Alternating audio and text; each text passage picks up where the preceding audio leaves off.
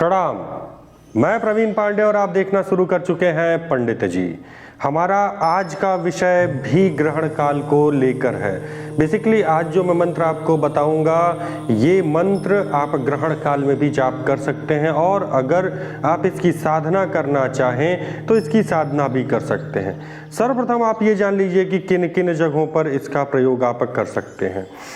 सबसे बड़ी एक विशेषता इस मंत्र की बताऊं कि इससे मारण, मोहन और वशीकरण, उच्चाटन सारे कर्म किए जा सकते हैं। साथ ही साथ इस मंत्र के द्वारा आप शत्रु स्तंभन, आपके घर में कोई भी तरह की बाधा हो उसका निवारण, इसके अलावा इस मंत्र को सिद्ध करके आप दूसरों की बाधा का भी निवारण कर सकते हैं। इस मंत्र के जाप में या इस मंत्र की साधना में आपको यंत्र की आवश्यकता पड़ेगी। इस वीडियो में मैं लास्ट में आपको यंत्र भी बताऊंगा कि किस तरह से आप यंत्र बनाकर अपनी साधना को पूर्ण कर सकते हैं। तो चलिए बिना विलंब किए वीडियो की शुरुआत करते हैं और जानते हैं हनुमान जी के 12 अक्षरी मंत्र के बारे में।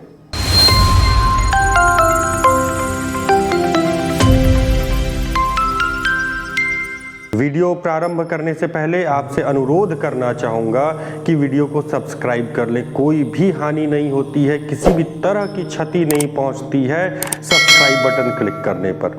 अगर आप सब्सक्राइब करते हैं तो हमारा हौसला बढ़ेगा। इससे ज़्यादा हम आपसे क्या अपेक्षा करते हैं, केवल यही कहते हैं कि सब्सक्राइब कर दीजिए। अगर जानकारी अच्छी लगे तो लाइक का बटन दबाते जाइएगा। और मैं ये श्योर आपको कर रहा हूँ कि कोई भी अपशब्द भाषा का, शब्दों का प्रयोग हम नहीं करते हैं। जब भी हम बात करते हैं उस समय क्या हमेशा ही हम ज्ञानवर्धक चीज़ों का ही ज्ञानवर्धक कंटेंट ही बनाते हैं। इसमें कोई भी ऐसी आपत्तिजनक चीज़ें नहीं होती हैं जिससे डिसलाइक का भी बटन दबाया जा सके। सो यही अनुरोध है आपसे कि लाइक का बटन भी दबा दें और सब्सक्राइब करें हमारे चैनल को। धन्यवाद। ओम हनुमते रुद्रात्मकाय हुम फट। फिर से बोलता हूं, ओम हनुमते रुद्रात्मकाय हुम फट। ये बजरंगबली का 12 अक्षरी मंत्र है। इसका मैं जो आज एक शॉर्ट विधि आपको बता रहा हूं कि ग्रहण काल में आप इसे कैसे जाप करेंगे। अगर आपने मेरी पिछली वीडियो देखी होगी तो आपको लगभग वही पैटर्न फॉलो करना है। किस तरह से फॉलो करेंगे एक बार फिर से रिकैप कर लीजिए उन चीज़ों को। स्नान ध्यान करने के बाद आप क्या करिए कि एक लाल कपड़ा बिछा दीजिए सामने, एक लाल रंग का आसन अपना ले लीजिए, लाल वस्त्र धारण कर लीजिए। ठीक है, आप लाल रंग के जो कपड़ा बिछाए रहेंगे उस पर बजरंगबली की फोटो स्थापित कर दीजिए। देखिए, साधना अगर आप यंत्र के साथ करते हैं, भले ही आप ग्रहण काल में मंत्र का जाप कर रहे हैं, अगर आप यंत्र के साथ करते हैं तो उत्तम फल आपको प्राप्त होगा। फिर भी अगर आप यंत्र नहीं बना पाते हैं, उसकी स्थापना नहीं कर पाते हैं, तो आप बजरंगबली के पंचमुखी फोटो के साथ में इस जाप को कंप्लीट करिए। अब सब कुछ आपने सही कर लिया है, तुरंत ही आसन पे विराजित होइए। आसन पे विराजित होने के बाद सर्वप्रथम आप अपने आप को शुद्ध कर लीजिए, शुद्ध आचमन कर लीजिए, शुद्धिकरण कर लीजिए। वीडियोस में डिस्क्रिप्शन में आपको लिंक दे दूंगा, उससे देख के आप कर लीजिएगा। नहीं आता तो ओम पवित्रम पवित्रम करके ही आप जो है अपने आप को पवित्र कर लीजिए। आप पूजा में जाप में सामग्री क्या लगेगी? रुद्राक्ष की माला होनी चाहिए, इसके अलावा गोमुखी होनी चाहिए। गोमुखी नहीं है तो एक साफ रुमाल ले लीजिए, लाल रंग का रुमाल हो तो ज़्यादा उत्तम है। आपको लाल रंग के फूलों की आवश्यकता पड़ेगी, गुड़हल के भी फूल चलेंगे। ठीक है, तो लाल रंग का फूल ले लीजिए, लाल चंदन ले लीजिए। इसके अलावा घी का दीपक आप वहाँ पे प्रज्वलित करेंगे। साथ ही साथ यंत्र है तो अति उत्तम, नहीं तो फोटो से काम चल जाएगा। धूप की व्यवस्था कर लीजिए, कुछ भोग लगाने के लिए रख लीजिएगा। तो ये सामग्रियों की आवश्यकता आपको पड़ेगी। अब जब आप अपने आप को शुद्ध कर चुके हैं, मंत्र के द्वारा आचमन कर लिए हैं, शुद्धिकरण कर लिए हैं, तो अब आप बारी आती है अब आपको संकल्प लेने की। संकल्प उसी तरह से आप लेंगे, सीधे हाथ में जल लीजिए, अपना नाम बोलते हुए हिंदी में ही आप संकल्प कर लीजिए। अगर आपको संस्कृत में संकल्प लेना है तो आप मेरे व्हाट्सएप पे मुझसे संपर्क करिएगा, मैं आपको समय बता दूंगा, उस समय मुझसे बात कर लीजिए। मैं आपको बता दूंगा संकल्प किस तरह से लेते हैं, पर हिंदी में ही आपके लिए उत्तम होगा। फिर अब आपको क्या करना है कि सर्वप्रथम श्री रामचंद्र का ध्यान करना है, मन ही मन उनका ध्यान करिए। अब अगरबत्ती को प्रज्वलित करिए। अगरबत्ती प्रज्वलित करने के उपरांत अगरबत्ती प्रज्वलित करने से पहले आपको फूल अर्पित करना है, चंदन भगवान को लगाना है। जो सिंदूर रखे हुए सिंदूर लगा दीजिए भगवान को, घी का दीपक प्रज्वलित कर दीजिए। फिर उसके बाद अगरबत्ती भगवान को दिखाइए। अगरबत्ती दिखाने के बाद उनसे प्रार्थना करिए कि हे भगवान, मैं इस मंत्र का जाप करने जा रहा हूँ, मुझे आशीर्वाद दें। इतना कहकर इसमें सुरक्षा घेरा की आपको आवश्यकता नहीं पड़ेगी। फिर भी अगर आपको आवश्यकता महसूस हो रही है, वैसे महसूस क्या हो रही है, आप सुरक्षा घेरा लगा ही लीजिए। पीली सरसों से आप सुरक्षा घेरा लगाएंगे। नए जो व्यूवर्स हैं उनके लिए बता दे रहा हूँ कि अपने सीधे हाथ में पीली सरसों ले लीजिए, उसको उल्टे हाथ से ढक दीजिए और फिर जो है 21 बार गायत्री मंत्र का ओम भूर्भुवः स्वः तत्सवितुर्वरेण्यं भर्गो देवस्य धीमहि धियो यो न प्रचोदयात्, इस मंत्र का उच्चारण कर लीजिए। जब आपका 21 बार का उच्चारण हो जाता है तो सीधे हाथ से उल्टे हाथ में सारी सरसों को ले लीजिए और सबसे पहले पूर्व की तरफ, फिर उसके बाद पूर्व और दक्षिण की तरफ, दक्षिण के कोने में, फिर दक्षिण में, फिर दक्षिण पश्चिम के कोने में, उसके बाद सरसों उठा के पश्चिम में, फिर पश्चिम और उत्तर के कोने में, फिर उत्तर में, उत्तर और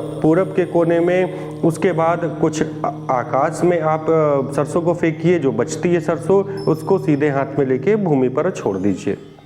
ये आपका सुरक्षा घेरा हो जाएगा। आप ये कर ले रहे हैं तो पहली माला गणेश जी की करिएगा, फिर श्री रामचंद्र की, कुछ नहीं आता है, राम राम राम राम राम राम राम राम, इस तरह से एक माला कर लीजिए। उसके बाद आप शुरू करिए हनुमान जी के इस मंत्र को। मंत्र है हनुमते रुद्रात्मकाय हुम फट। फिर से सुनिए, हनुमते रुद्रात्मकाय हुम फट, इस मंत्र का जाप करिए। जब आपका जाप कंप्लीट हो जा रहा है, सबसे लास्ट में फिर हाथ में जल लीजिए और प्रभु को, श्री रामचंद्र को और बजरंगबली को सारा किया हुआ मंत्र अर्पित कर दीजिए। अब ग्रहण काल में किस तरह से आप बैठेंगे ये भी जान लीजिए। ग्रहण काल में आप 1 घंटे पूर्व ही जप प्रारंभ करिए, 1 घंटे बाद तक आपका जाप चलेगा। जब आपका जाप कंप्लीट हो जा रहा है, समर्पण आप कर दे रहे हैं, फिर इसमें हवन की आवश्यकता आपको नहीं पड़ेगी। इसमें क्या करिए कि आप अपने गुरुजी को या किसी ब्राह्मण को, वैसे गुरुजी को ही आप दान कर दें तो ज़्यादा उत्तम रहेगा। गुरु जो भी आपने माला की हुई है, 51 माला, 101 माला या 351 माला, जो भी आपने माला की हुई है उसका समर्पण कर लीजिए प्रेम से आप। फिर उसका दशांश निकाल लीजिए। अब ये संकल्प लेते हुए कि हे प्रभु, मैं दशांश के रूप में अपने गुरुजी को इतना द्रव्य दान कर रहा हूँ। पैसे को द्रव्य बोला जाता है, सो द्रव्य दान कर रहा हूँ, ये संकल्प करके अपने गुरुजी को आप वो द्रव्य दक्षिणा प्रोवाइड कर दीजिए। फिर उसके बाद आपको कुछ भी नहीं करना है।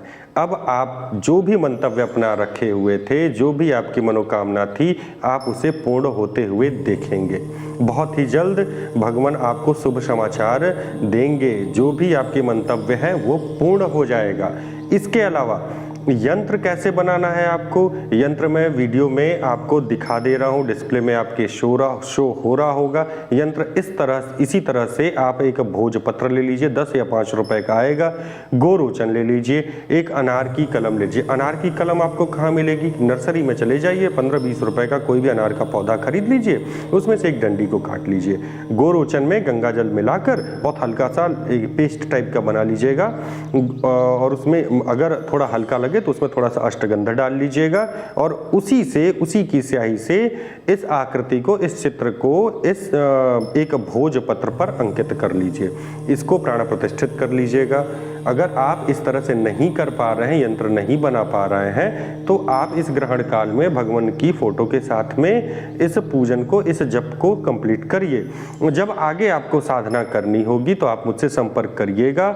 मैं विस्तार में बता दूंगा कि किस तरह से आपके यंत्र की प्राण प्रतिष्ठा होगी, कैसे आपके माला की प्राण प्रतिष्ठा होगी, किस तरह से विधि है, किस तरह से आप जाप करेंगे और कैसे इसकी सिद्धि मिलेगी आपको। तो आज के वीडियो के लिए बस इतना ही। मिलते हैं फिर अगली वीडियो में, तब तक के लिए प्रणाम।